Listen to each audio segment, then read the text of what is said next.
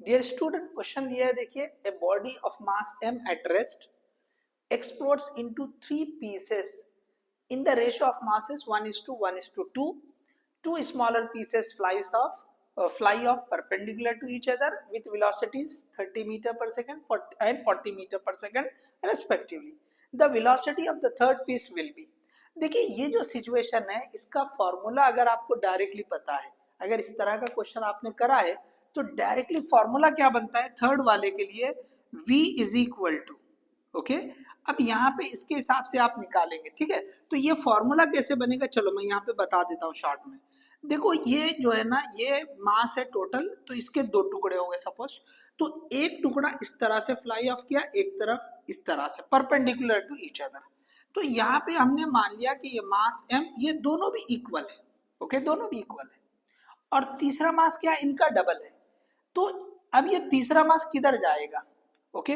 तो अब देखिए इनिशियली क्या बता दिया कि ये मास रेस्ट में था, तो ये जो लॉ ऑफ कंजर्वेशन है, ओके, मोमेंटम का, लीनियर मोमेंटम का कंजर्वेशन, तो एक्सप्लोड होने से पहले भी रेस्ट में था, तो जो मोमेंटम है वो जीरो था, तो एक्सप्लोड होने के बाद भी जीरो होना चाहिए।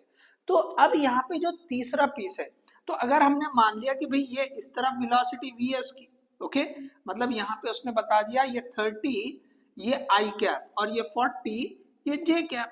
तो यहाँ पे अगर हमने लिखा कि भाई ये P1 बार है मोमेंटम इसका, और इसका P2 बार है, तो अब P3 बार जो है तीनों का मिलाने से क्या आना चाहिए, जीरो आना चाहिए, क्योंकि final momentum should be equal to initial momentum. So P final is equal to P initial, okay.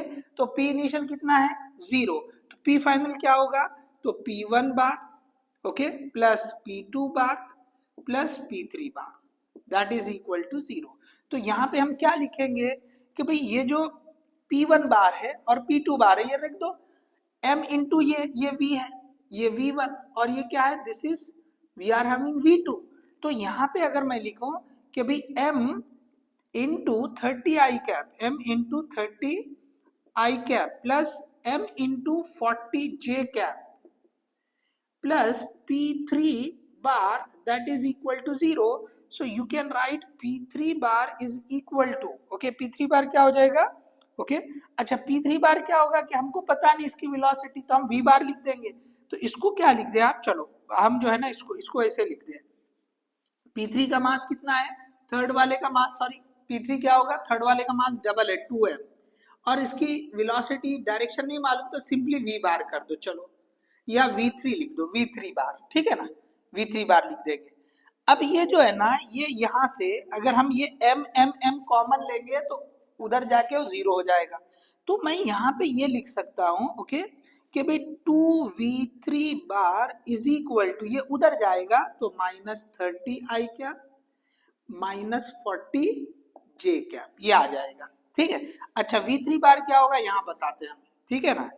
So V3 bar is equal to, ये जो है 2 उधर से उधर लेके जाएंगे, डिवाइड कर देंगे, सो -30/2 -40/2, so you will get -15 I cap -20 J cap. अब यहाँ पे आपको जो है ना सिंपली वो वेलोसिटी पूछा है, ठीक है, तो आपको जो है इसका ये तो क्या आ गया, वेक्टर फॉर्म में आ गया। अगर हमको मैग्नीट्यूड लिखना है, magnitude of V3 bar, so that is equal to V, तो अंडर रूट में क्या लिखोगे आप, ये 15 square plus 20 square, so what will get, V is equal to, okay, तो 50 का स्क्वायर, सॉरी 15 का स्क्वायर 225 और ये 400, सो दैट विल गिव 625, 625 का square root, okay 25, so this will be the answer, V is equal to 25 metre per second. तो ये जो है इसका आंसर रहेगा। तो सिंपल अगर हम यहाँ पे देखें, ओके, तो इसके हिसाब से हम वर्कआउट कर सकते हैं, ठीक है। तो ये वाला कंसेप्ट कभी हमको मालूम नहीं, ये ऐसे जा रहा है, suppose this is the P3, okay, ऐसे ले लेंगे, मतलब यहाँ पे 2m मास है और वो कैसा होना चाहिए, देखो इसके एग्जैक्टली अपोजिट होना चाहिए, इनके एग्जैक्टली अपोजिट, ये जो रहेगा इसके अपोजिट होना चाहिए, ताकि वो एक दूसरे को कैंसिल कर सके, ठीक है। तो एनीवे ये मैथमेटिकली भी आप देख के समझ सकते हैं और कर सकते हैं। So hope you understood this one.